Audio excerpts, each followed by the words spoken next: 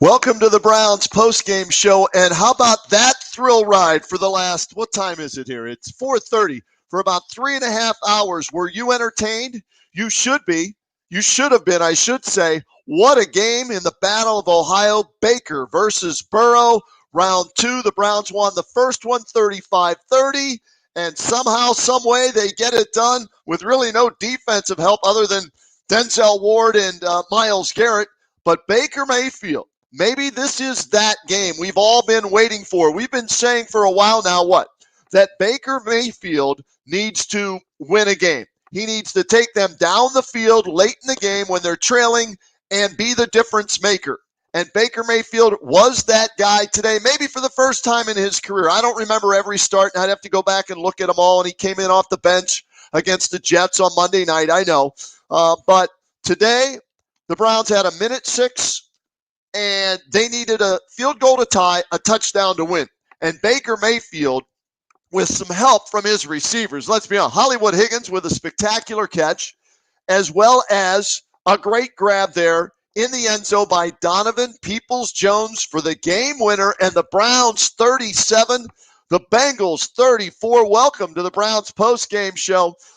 My goodness, what a game. That was fun. That was entertaining. It was exciting. It made you feel great at times if you're a Browns fan. It made you feel lousy at times if you're a Browns fan.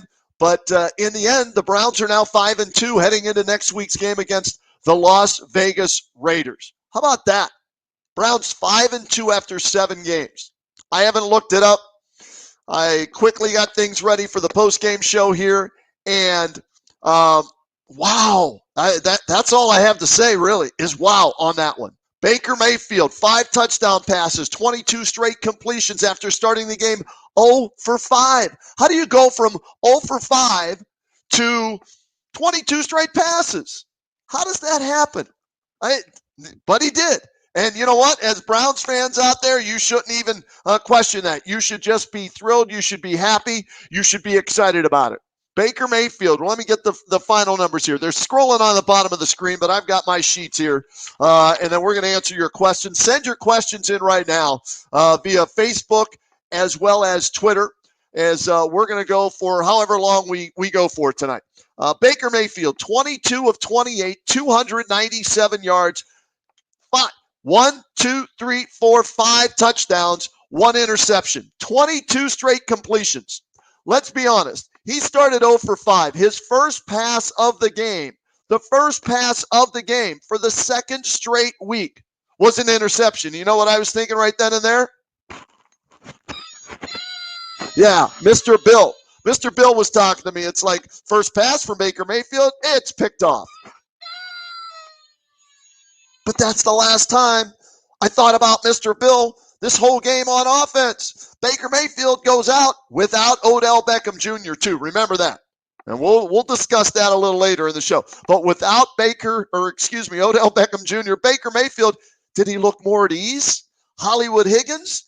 He and Hollywood, remember their rookie year, Baker and Hollywood would work on the second team together. They had that rapport, that connection, and we saw it again today. Hollywood Higgins, 6 catches, 110 yards. He didn't get in the end zone, but he made 6 catches, and a great catch, the biggest catch arguably of the game until Donovan Peoples-Jones made the biggest catch of the game in the end zone for the touchdown. But 6 grabs for Hollywood Higgins. Jarvis Landry, 5 for 48. Kareem Hunt out of the backfield, 3 catches, 26 yards, 76 yards rushing. Combine it over 100 yards total offense and a touchdown for Kareem Hunt. Harrison Bryant, rookie tight end. No Austin Hooper, no OBJ, no problem.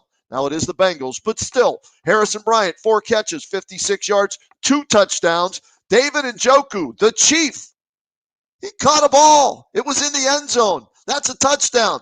David Njoku, 2 catches, 20 yards, and 1 touchdown. And Donovan Peoples-Jones, the big catch for the touchdown, but he had 3 for 56 on the day and the touchdown. And that helped offset an outstanding performance by the number 1 overall pick, Joe Burrow, 34 of 47, 406 yards passing, 3 touchdowns, 1 interception. He ran it 6 times for 34 yards and a touchdown, but he also fumbled once. So 2 turnovers, and I said this before the game. If you follow me on Twitter, I said this before the game. Turnovers are going to be the key. Baker, I thought, he couldn't afford one turnover in this game. Well, he only had one, and that's the only one the Browns had the entire game. And that was the key. Burrow turned it over twice, Baker once. And in the end, that extra possession, a chance to score points, that can be the difference for you. And but tip of the cap to Joe Burrow for 440 yards of total offense and 4 touchdowns with those 2 turnovers. But I also sent out on Twitter, and again, at the Kenny Rhoda on Twitter, the Bengals don't know how to finish yet. Neither do the Browns, really, okay? But the Bengals really don't know how to finish. Think about this. They led 21-0 last week at Indianapolis and lost 31-27. They led, 34 to 31 with 1:06 left in this game, and they lost. So they're now 1-5-1. The Browns are 5-2. What a great game. So send us your questions. Send us your comments. I'll respond to them. I've got some guests we're going to get to here in just 1 second that are waiting in the broadcast studio. We'll talk to them and see what they thought of this game. But let me get a couple of these questions in real quick. Pony X4821, great rebound from Baker from his start. No question. 0 for 5, first pass is intercepted, and he responds by completing 22 consecutive passes. Man, and some of those, sore ribs, supposedly, that's the best I've seen him throw the football. Stepping into his throw, zip on the ball. The passes to Bryant, the 2 touchdown passes, yeah, they were of the short yardage range, but still, wow. And then the placement on Higgins, as well as Donovan Peoples-Jones, the only ones who could catch that ball were his receivers. So, yeah, a tip of the cap to Baker Mayfield.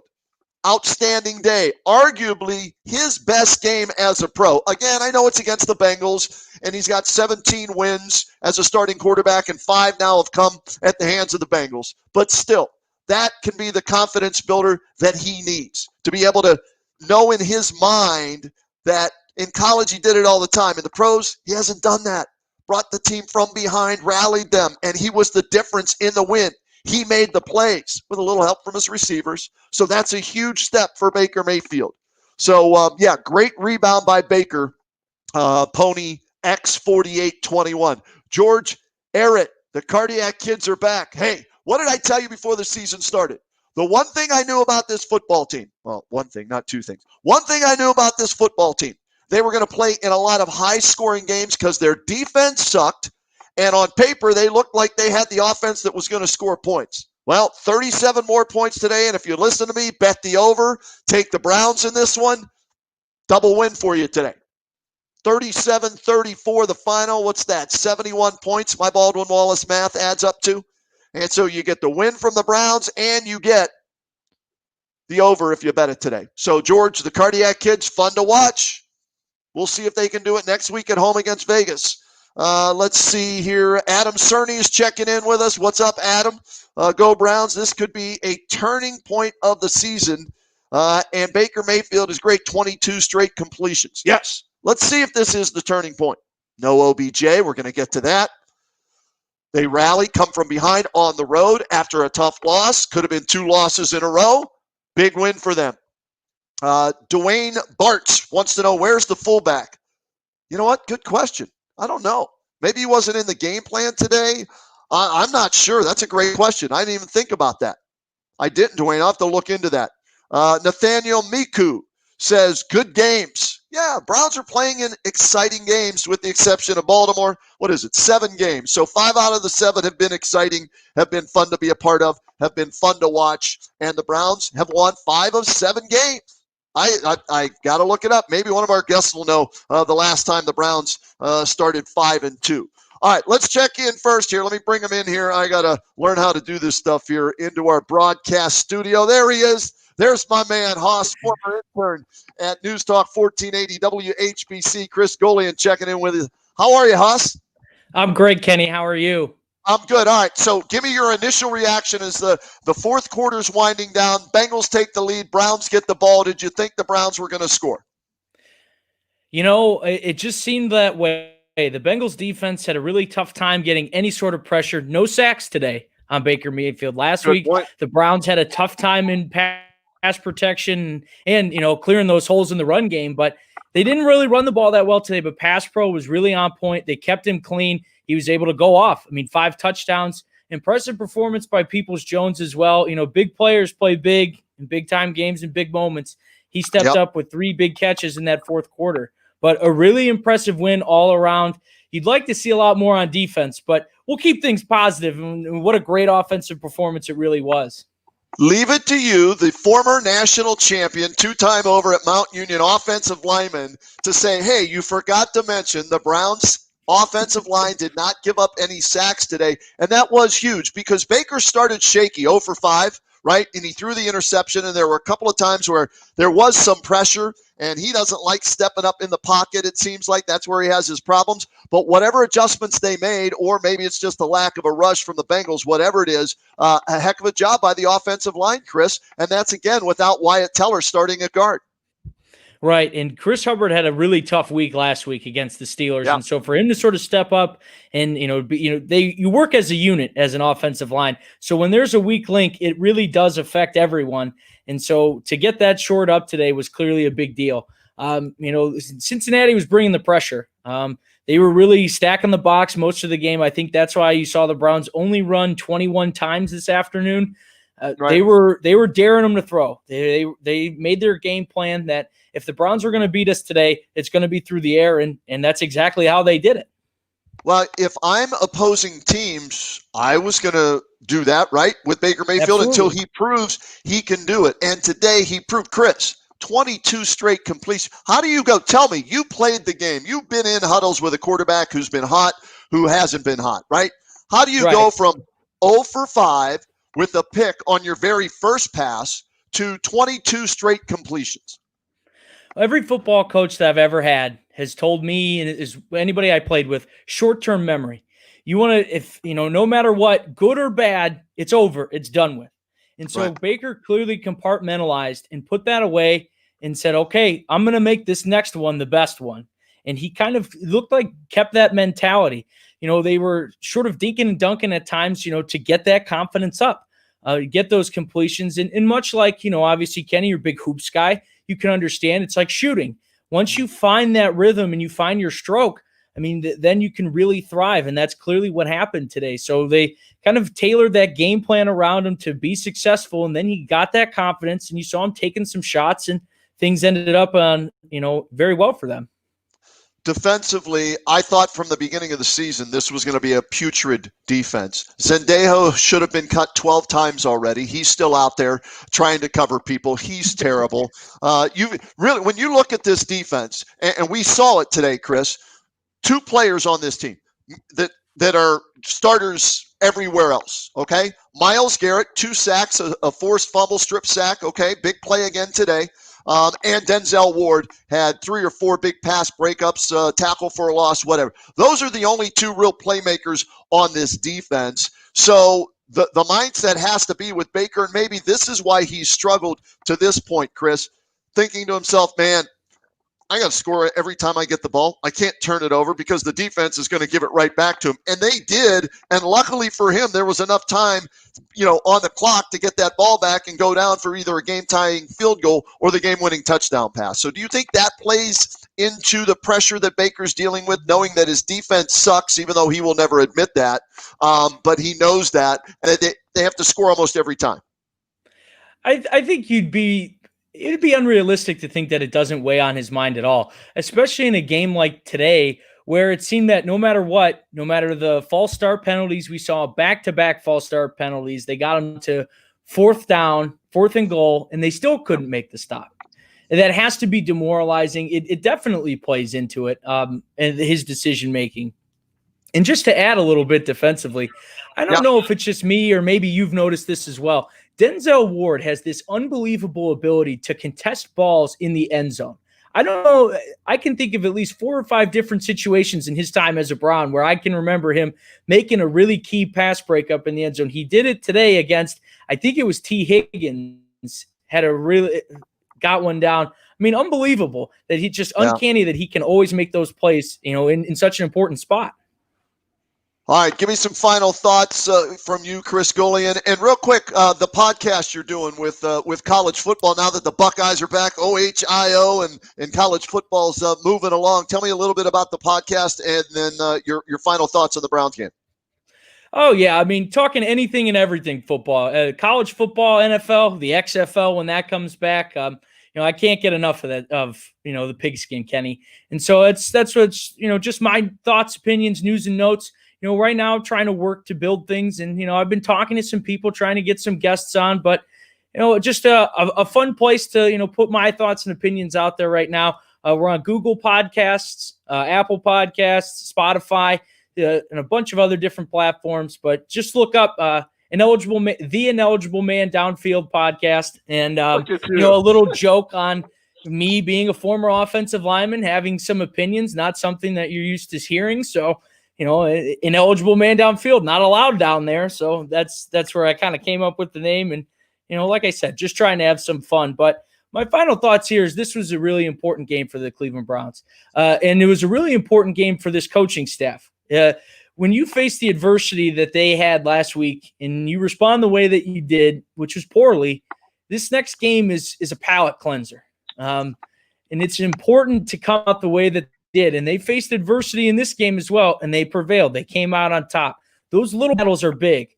And who knows what will happen this season. I think the Browns might be able to find themselves in a playoff spot. But if they don't, it's these types of lessons that will carry them to a playoff spot in the future if it doesn't happen this year.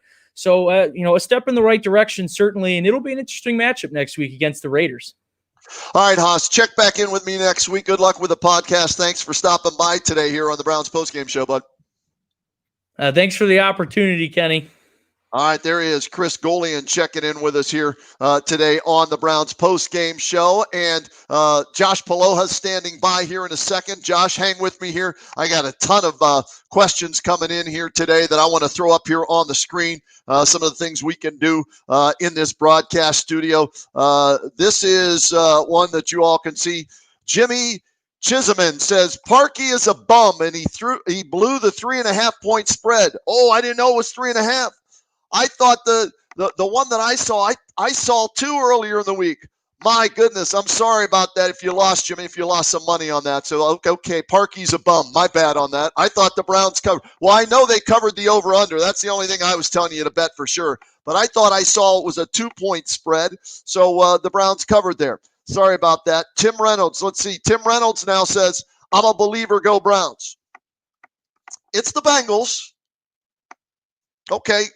Keep that in mind. It's the Bengals, but 5-2 is 5-2, right?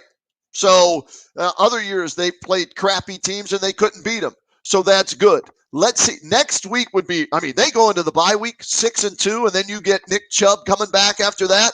That's big time right there, Tim, but good. Glad you're a believer. Hey, at least they're giving you exciting games and they're finding ways to win, not finding ways to lose. Let's see here. What's this one from David R. Sharp? Defining win in Baker's career. Can't wait for Chubb to come back, add more firepower. David, thanks for the comment on that. And, yeah, add Nick Chubb to this offense. We haven't gotten to OBJ yet. Are they better without OBJ? Chubb back, OBJ out, addition by subtraction. Just saying. Thanks for the comment there. Let's see here who's up next with our question. Dwayne Bartz, who cares where your fullback is? You guys need a better water boy. What? This is something wrong with my water boy? This is my water. Gotta wet the whistle when we're doing the show. Let's see here. What else do we have? Connie Bednarsik says, I was getting disgruntled, took a nap, woke up at the best part. After the last Cincinnati touchdown, I thought the same old Browns. Could not believe the ending. I'm starting to have a glimmer of hope. Yes, there is hope. They won a game they usually would lose. They found a way to win. That's pretty impressive. And Kevin Stefanski, think about this. Almost after every game last year, we talked about who? Freddie Kitchens. If you don't wear orange and brown, you don't matter. Jump out of the airplane with us and open your chute. The train's coming down the tracks. Get off the tracks or get run over. Whatever the hell he was saying, right? We were talking about him every game last year and how stupid this decision was and that decision was. We barely said anything other than the 2 blowout losses about Kevin Stefanski. So a tip of the WHBC cap to Kevin Stefanski and the job that he's done so far with this team, off to a 5-2 start. All right, let's bring in another guest to the broadcast studio. There's my man, waiting for next year, blogger and podcast guru, Josh Paloa, checking in with us today. What's up, Joshy? What is happening? The Browns won. I don't care how they won. I don't care what the score was. The Browns won. That's what I'm happy about. All right, be honest with me. Burrow's taking them down the field in that fourth quarter, right? It's 4th and 1. They hit Giovanni Bernard. Are you thinking, okay, Baker's going to get it done, or are you thinking same old Browns? I thought second, third quarter Baker would get it done. First quarter Baker would have probably thrown an interception. So when he got that first throw off, I was like, all right, Baker's getting it done. So Mayfield today, 22 straight completions, Josh. He was in a rhythm, and I wrote it down. Let me get my notes here. After halftime, okay, Browns are down 17-10 at the half. I thought this was one of the keys to the game. Opening drive of the second half, Josh. They get the ball at the 25-yard line, and they go 9 plays, 75 yards, 5 minutes, 28 seconds. What's your best defense? Keeping them off the field, a good offense, right? Yep. So you can't get hurt if your defense isn't on the field, Josh. So I thought that opening drive for almost 5.5 minutes, and I wrote it down 2 times. Play action on the very first pass, Bryant 35-yard catch, and then 3 plays later, play action to Njoku for a 4-yard catch. Now, it was only 4 yards, but they got Baker, I thought, in a rhythm. Got him outside the pocket, and that's where he's at his best, and that brings the confidence, I think, with Baker Mayfield. So, you tell me, Kevin Stefanski, you got to give some credit to the head coach, where last year we were just ripping on the head coach because he stunk every week. They got him out of the pocket, and they put him in a lot of play action, which he has had plenty of success. I think that first play of the second half, it was like a play action, like 25-yard pass, so they got him in rhythm. Gave him a spot that he liked, gave him a play that he liked, and got him in rhythm. And that's a good point. Yeah, you know what? That's a good point. It was more play action than it was outside the pocket. That came a little later. So you're right. Those were the 2 play action passes. My bad. No, you're good. And also, I don't know if it's just Rashard Higgins. Him and Baker have some – Baker just seems like a different quarterback with Higgins in there. And Higgins isn't even that great, but – I don't know if it's like a connection, the chemistry. I don't know what it is. But Baker, it was clear that Baker was a different quarterback with Higgins in the game. Yeah, over Odell Beckham Jr., without question. So let's go there, all right? Odell Beckham Jr. was the intended target on Baker's first pass of the game, which was his only interception of the game. So for the second straight week, Baker's first pass. Last week against the Steelers, it's a pick 6. This week, it's almost a pick 6. Coming back to try and make the tackle, whatever, I don't know how he hurt his knee, but he did, and he did not return. So OBJ, what did he play, 1 or 2 snaps? Hold on, let me see here. 2 snaps. He played 2 snaps today, and he didn't return, okay? Are they better without Odell Beckham Jr.? I mean, the locker room diva, the attitude, is Baker trying to force the ball to him too much, which affects the entire offense? Well, since he's not out there, hey, let's go to Hollywood. Let's go to Landry. Let's go to Hunt. Let's go to Harrison. Let's go to Njoku. Let's go to Peoples-Jones and not have to force the ball to OBJ. Are they better without him? I want to say no, but I feel like it's a yes. I know the feeling. I don't know. It's hard. Because, before OBJ came to Cleveland, he was one of the best receivers in the game. Now it's like, is OBJ – would I trade him for a second-round pick? Probably. Yeah. But it's hard. I don't know. That's hard. I would trade him. If I could get a first-round pick, gone yesterday. If I get a second-round pick, gone maybe in 2 days. You know what? And the trading deadline's coming up November 3rd. What is this? October 25th. So we're a little over a week away from the trading deadline. So I don't know. You know what? Let's ask Frankie. Frankie's bothering me here. Where are you, Frank? Come on, Frank. There you are. See Frankie down there? There's Frankie. Frankie was watching the game today. He's over on my lap. Bother. Would you trade? Would you trade? Yeah, he would. He'd trade for a second round pick, Frankie said, No, right? Frankie would trade him for a bag of treats. All right, so 5-2 Browns. Is this a playoff team? When can we even? When was the last time we can even say are the Browns a playoff team? That's like a legitimate question. Is the real question. 2007 when they went 10-6, right, and just missed the playoffs. Yeah. And the last time they were actually in the playoffs was 2002. So it's been that long. So from what you've seen from the Browns, and granted, 2 of their 5 wins are against the Bengals, who are 1-5-1. Okay, so you take those 2 wins out, then they're 3-2. But there are a lot of bad football teams in the NFL right now, and the Browns aren't the worst of the worst. They're not in that, in my opinion. They're not in that, bottom 10 that they've been stuck in for so many years. The Browns used to be, 2 of those wins were against the Browns, so do those really count? But now they're beating those bad teams. So, right. Hey, like I said earlier, a win's a win. I mean, they're still not on the same level as the Ravens and Steelers, as the season has already proven. But especially with another playoff team added this year, right? I think they're a playoff team. And the next 4 or 5 games are they should be favored in most of them, if not all of them. And then they have a tough stretch at the end of the year besides the 2 New York teams. But if they win like 3 of their next 4, go 8-3 before that tough stretch to end the season, I mean, get talking healthy. Playoffs, right? Talking Playoff football in Cleveland, Ohio. How about it's that? It's not about the Buckeyes. It's not about the Buckeyes. It's about the Browns. How about that? Real quick, you brought up the Buckeyes. You're a big graduated from Ohio State, big Buckeye fan. Write about them and all that with the blogs. And I watched yesterday, and I have a feeling they're going to have to win a lot of high-scoring games because that secondary is not going to have the full season to come around like I think it will need to. The defensive line is decent. I'm worried about the linebackers, and that's supposed to be the strength of this year's team because they're veterans coming back. But with Justin Fields leading the way, as long as he stays healthy, Josh, the Buckeyes should be 9-0 and be one of the final 4 teams playing for a college football championship. Don't you think? Yes. I think the Browns and Ohio State had the same issue where the offense is just going to have to outscore the other team.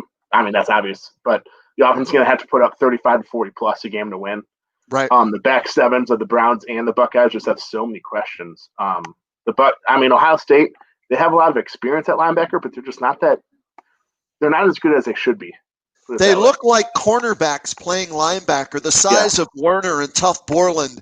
And I know, and Nick Saban has come out and said it already too, that, hey, college football, you better be able to score if you want to win a national championship. And the Buckeyes can do that. Garrett Wilson is a wide receiver on Sundays waiting to happen. Olave, the same thing there. I'm a little concerned about the running game. I actually like Steel Chambers the best out of the 3 that played between Chambers, Master Teague, and Sermon. But we'll see how that plays out. But next week's going to be a good test, even though Penn State lost on that questionable call. You're on the road for the first time. It's going to be a tough game for the Buckeyes next week against Penn State. I think they're toughest until they play Michigan to end the year. Yes, and I wish COVID wasn't a thing, but an empty Happy Valley is so much easier than a whiteout Happy Valley. Without question. Hey, Josh, thanks for checking in with us, man. We'll do it again next week. All right, buddy? Thank you. Go Browns, go Buckeyes. There he is. Josh Paloha checking in with us today here on the Browns post-game show. Thanks, Joshy. Let's see. We got some more people sending us some things. Scott Brickley is checking in with us today. Scott, how you doing? Thanks for checking out. Paul Cray says, what's up, Josh? Sorry, I didn't get that. My screen isn't updating fast enough. Let's see here if this will give me some more. So if I'm not getting to your comments, I apologize. They're not popping up on the screen fast enough for me to get to them, but I can pull them up on my phone here. Michael Kushaney is watching today. Happy to see the Browns got a victory. What else do we have here? Keith Hughes. Keith Hughes, great quarterback in his own right. The Meadows Turkey Bowl, an MVP in the Meadows Turkey Bowl in November, playing for charity, but making big plays when it's needed to be made in the Meadows Turkey Bowl. What's up, Keith? Thanks for checking in with us today. Mark Hinkle, Mr. Michigan. Stinkle's watching us today. Hey, Stinkle, no jokes here. Not being sarcastic. Your Michigan Wolverines actually looked pretty decent last night. I watched them, wanted to see what they were about. They looked decent beating Minnesota on the road. So I've got that one circled at the end of the year. Anytime you want to pay me, the money you owe me from, the bets we made on Michigan, you can do that. I have that Venmo set up now. What else do we have here? We got some more people saying, Roadman, Jamie Reef is watching us. What's up, Jamie? Thanks for checking it out. On Twitter, I want to get some Twitter questions in here too. We do this after every Buckeyes game, after every Browns game, Saturday, Sunday, and you can send us your questions via Twitter or the comments come in via Facebook, and I will try and get to as many of them as possible. Let's see here on Twitter. We got here, Roadman. Browns are better without OBJ, and that's from Grambo28. I know it was one game, and I know it was the Bengals. I'm just saying, no OBJ, and Baker throws 22 straight completions. There's not that pressure of having to get the ball to the diva wide receiver who thinks he's open every play. Grambo, I'm leaning your way, man. I'm leaning your way. We don't know how serious this injury is with OBJ, and I don't wish injury on anybody, so I hope he's not hurt.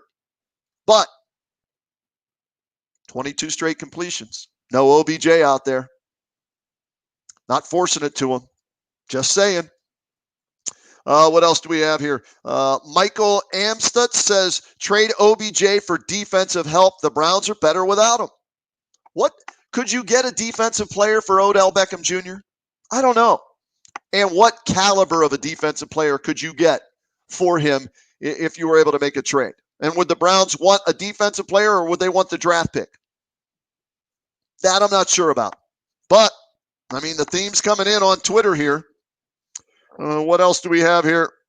Great throw, but a greater catch. Which one, Higgins or Peoples-Jones? Both of those, right? Great ball placement by Baker Mayfield on those throws. And great catches by Hollywood and Donovan Peoples-Jones. And I thought about this, and I wasn't going to bring it up or say it, but I'm going to do it anyways. Remember Braylon Edwards was pissed at Cleveland fans because he thought they were giving him too hard of a time because he was at Michigan. He played for Michigan and everything. Nobody cares that Peoples-Jones today is from Michigan. He got the game-winning touchdown pass against the Bengals. So, Braylon, that was just your immaturity back then. That's all that was. Let's see here. Roadman, you were right. The Bengals can't close. Said that early in the second half. Said that early in the second half. That the Bengals don't know how to close. That my gut feeling, my Butch Davis was, the Bengals don't know how to close. And it looked like they did, right? They go down and they score, but you look up at the clock and there's 1:06 left. No timeouts. How about that? 1:06, no timeouts, 75-yard drive, and not for a game-tying field goal to force overtime, a game-winning touchdown pass by Baker Mayfield. Pretty impressive. Pretty impressive. Let's see here. What else do we have? We had a chance to sign Von Bell. We didn't, so now we have Andrew Sendejo. Sendejo stinks. Now, Von Bell didn't play a good game at all today for the Bengals, but I'd take him over Sendejo. I'd take our two previous guests, Josh Paloha or Chris Golian, over Andrew Sendejo right now. He's terrible. Stinks. Should have been cut after the Ravens game. And here we are 7 games into the season. He's still there. Let's see here. Yada, yada, yada. I said that the Browns have 2 players that are worth a damn on defense. Myles Garrett, Denzel Ward. P. Mick00 says, I'd toss Sheldon Richardson into that group. He busts his butt every play. All right, good player. Not a Pro Bowl caliber, not a difference maker, though.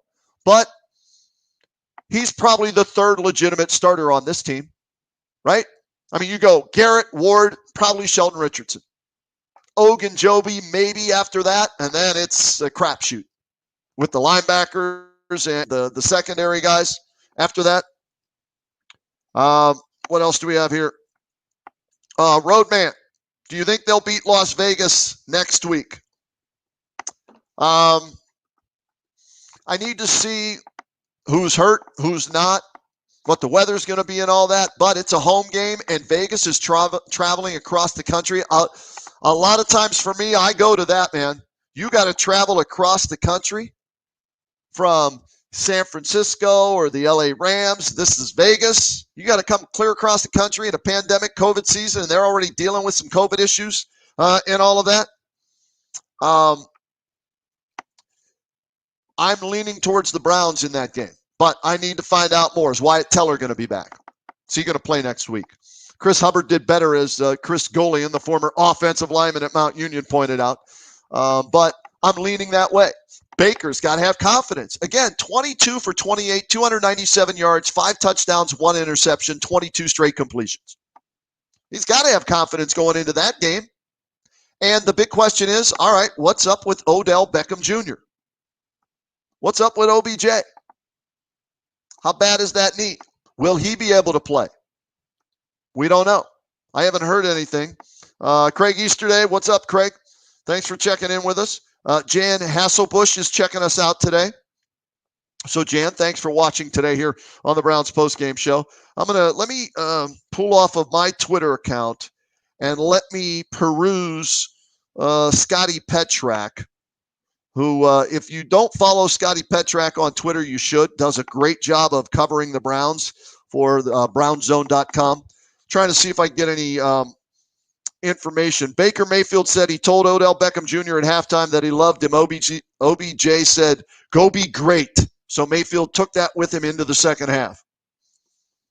Let's see here. Baker Mayfield said before the winning drive, he and backup quarterback Case Keenum said Bengals left too much time. When people talked about only needing a field goal to tie, Mayfield said, screw that. Let's go win it.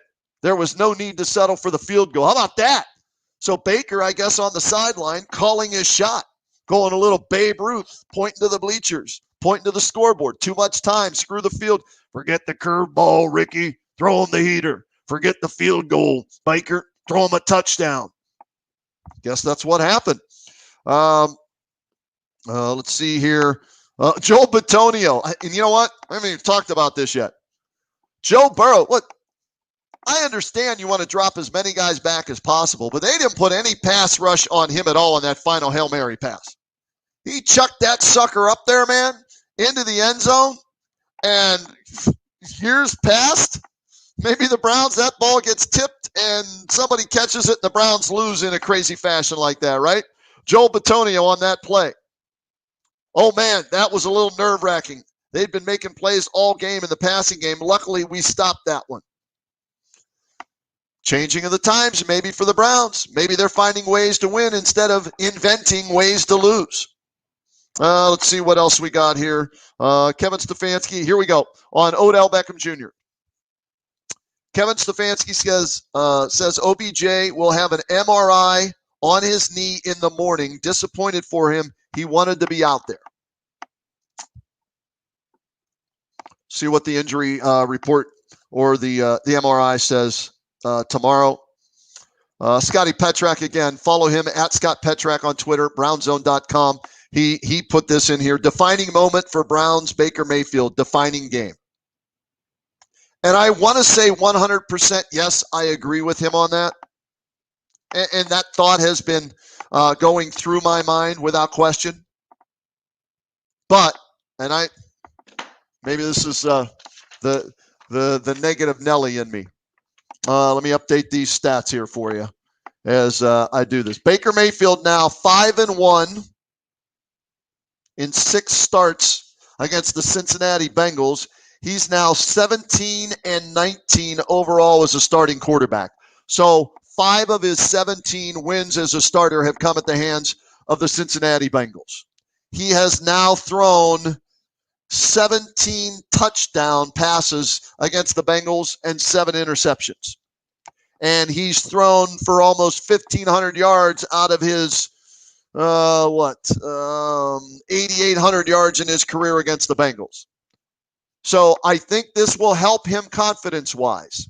But it is the 5-1 Bengals.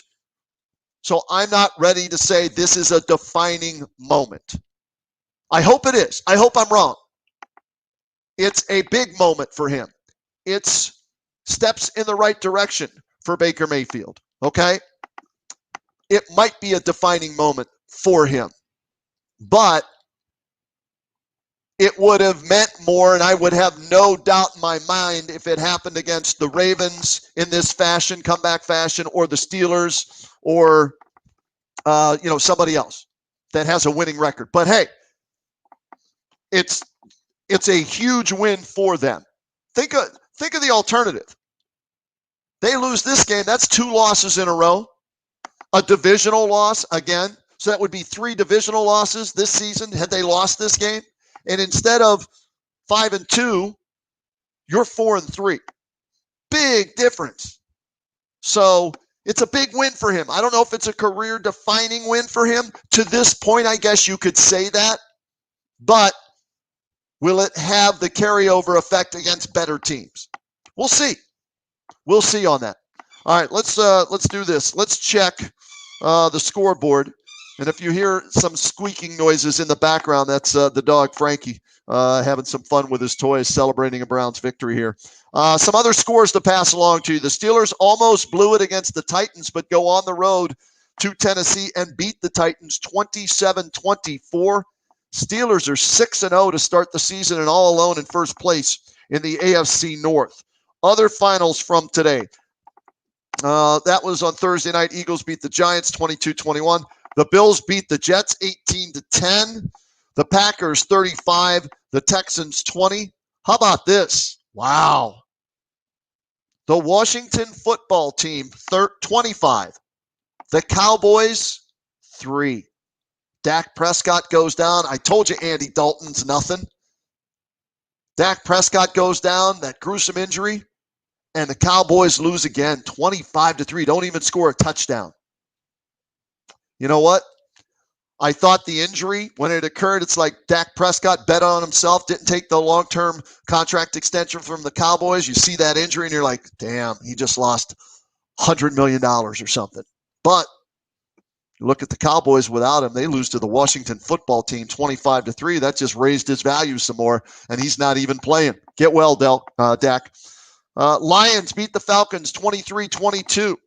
Saints 27, Panthers 24. Panthers led that game for most of the game. They blow it. Saints come back and win it at home. So you're up to date on the games that are final. Current games going on right now. Tom Brady and the Buccaneers leading the Raiders in Vegas 14-10. That's in the second quarter. Niners leading the Patriots 10-3 in New England. That's in the second quarter. Chiefs 10, Broncos 6. That's in the second quarter at Denver. Chargers 9, Jaguars nothing. That just went to the end of the first quarter in LA with the Chargers. Sunday night game, Seahawks at the Cardinals tonight. And your Monday night game, Bears at the Rams. So good day for the Browns. Fun day for the Browns. All you Browns fans, you got another victory Monday tomorrow. Or how about a victory Sunday? Maybe you're celebrating tonight. You want to enjoy a chilly one tonight? I think we're going to cook some hot dogs out on the grill, throw back a few cold ones, and what a fun weekend. I mean, think about this. For us at WHBC, and by the way, you can listen to us on the Kenny and JT show every Monday through Friday between the hours of 3 and 7 p.m. You can find us if you're driving in your car, 1480 WHBC. You can listen online, WHBC.com, or any of the iHeartRadio apps or any of those apps. Pull it up on your phone, your laptop, whatever device you have, and you can listen to us without static, crystal clear on the apps to the Kenny and JT show Monday through Friday. And for us, high school football is huge in Stark County. We had 7 teams playing this weekend. 3 survived. So Massillon is still alive in the D2 playoffs. Perry is still alive in the D2 playoffs. And in the D4 playoffs, Northwest is still alive. So congratulations to John DeMarco and the Indians of Northwest. Another playoff victory. Congratulations to Nate Moore and the Massillon Tigers, another playoff victory. And to Keith Wakefield and the Perry Panthers, a playoff victory. So we'll have more playoff games for you on WHBC next weekend, Friday and Saturday. But what a weekend. You had high school playoffs Friday. Oh, and I got to give a shout out before I forget. I'm a Medina resident. My son graduated from Medina High School. Tip of the WHBC cap to Larry Legend, Larry Laird, the head coach of the Medina Bees. And that football team for winning another playoff game and advancing to the regional finals for the first time in school history. The D1 regional finals, first time in Medina history in football. They're playing for a regional championship. They'll do it against Mentor, but how about this? In back-to-back weeks, they beat the Saints. They beat St. Ed's. They beat St. Ignatius in back-to-back weeks. That's pretty damn impressive, regardless of what happens next week. I don't want to say that and like, oh, okay. No. They beat Ignatius this week, Ed's last week. How many teams in the history of high school football in Ohio can say in back-to-back weeks in the playoffs, they beat Ed's and Ignatius? I think one of them is Mentor, and that's who they'll have to beat to get to the Final Four. But Larry Laird, Medina Bees, tip of the cap to you, and John Hutchings, he's one of the best trainers around in the area, and he has made an impact on Medina sports, and it is being felt throughout Northeast Ohio in basketball and football and in other sports as well. Kids going to trade with John Hutchings, better known as Hutch. Keep up the great work. Tip of the cap to you, Hutch, for getting those kids in unbelievable shape and having them perform at a high level where they're getting scholarships, all over the place, D1, 2, and 3, and the football team advancing to the D1 regional final. So I got to give that shout out to the Medina Bees and hopes they can beat the Mentor Cardinals as well this week and advance to the Final Four. So high school football, great weekend. Buckeyes win yesterday after a slow start. What was it, 14-all? They go up 17-14. Then they step on the gas pedal and they beat a team yesterday, Nebraska, that, is going to score some points this year and is going to battle some teams. So a good first win for the Buckeyes. Big game on Saturday night against the Nittany Lions in Penn State. So after the game, like we did last night, Ohio State, 7:30 kickoff at Penn State. Whenever that ends, 11:30, 12 o'clock, whatever it is, we'll do a Buckeyes postgame show just like this. And then next Sunday after the Browns and the Raiders, we'll do another Browns postgame show and answer more of your questions. Let me throw this one up here. Devin Kohler, before we get out of here. When will the Cleveland coach understand that Higgins and Baker have chemistry? Odell has to go, but can we trade him for a missing defensive player? Well, you're not going to be able to trade him if he's hurt, that's for sure, Devin. You're not. And he's having an MRI on that knee tomorrow. I hope he's not hurt. You would think, even though he's a diva and drama follows him everywhere like the Kardashians, right? You would think they'd be a better team with him, but boy, it sure looked like Baker was more comfortable today, not having to force it or think about, I got to get the ball to OBJ. I got to get the ball to OBJ. And he was just spreading it around to whoever was open. Now, granted, it's the Bengals, hardly any pass rush, and so he was able to complete 22 straight. But I really think upstairs, when he's back in that huddle, he doesn't see or hear OBJ barking at him, or see him looking at him, staring at him like, get me the ball. So, you know what? It's an interesting thought. It really is. Is it addition by subtraction without Baker Mayfield? Or without Odell Beckham Jr. for Baker Mayfield? I don't know. We're going to talk about it on the Kenny and JT show this week. I can guarantee that. Guarantee you that. We're going to talk about that today Monday on the Kenny and JT show, and probably throughout the week on the Kenny and JT show. All right, let me see here. And again, this isn't me. I'm just going to hold this up to the screen. This is from Sports Illustrated. Okay? Sports Illustrated. See if you can see that. There we go. OBJ is feared to have suffered a major knee injury. That's not me saying that. That's Sports Illustrated on Twitter. All right, so just scouring the Twitter timeline. I hope it's not a major injury. Hope the MRI comes back negative and it's just maybe a slight injury that'll keep him out a couple of weeks. You don't want anybody getting hurt. And if you do believe they're better without him, you want him healthy, so you might be able to trade him. So I hope he's not hurt. I hope he's not hurt. Let's see what else we have here. Baker Mayfield finished 22 for his last 23 for 297 yards and 5 touchdowns. His only incompletion was a spike. That's right. He clocked the ball. That's the only one he missed on. He started 0 for 5, 22 in a row, a spike, and then the touchdown pass. Pretty impressive by Baker Mayfield. It could be that defining win. We'll see. Let's see. This from the Browns. And this is a pretty cool picture right here on Twitter. I'll show you. That's Baker Mayfield and Myles Garrett. And you know what? 2 number 1 overall picks right there, right? Supposedly 2 franchise players right there. That's what number 1 overall picks are supposed to do. They're supposed to be game changers, playmakers, franchise changers. And today, those 2 were crucial in the Browns getting a 37-34 win over the Bengals. Extremely crucial. The strip sack, forced fumble by Myles Garrett, another sack in the game. Joe Burrow having to look over his shoulder for him. Myles Garrett today, 3 tackles, 2 sacks, 1 tackle for a loss, and 2 quarterback hits. Sheldon Richardson. Somebody else said Sheldon Richardson, Roadman. You're wrong. He needs to be mentioned in that, good defensive players on this team. All right, give you this. Sheldon Richardson, 7 tackles today, a half a sack, 1 tackle for a loss, and 2 quarterback hits. Maybe you're right. I'm wrong on that. So we'll add Sheldon Richardson to Denzel Ward, who had, how about this? 3 tackles, check that, 6 tackles today, 3 passes defensed, and 1 tackle for a loss. So Ronnie Harrison, good to have him back at safety. 9 tackles, 1 sack, 1 pass defensed.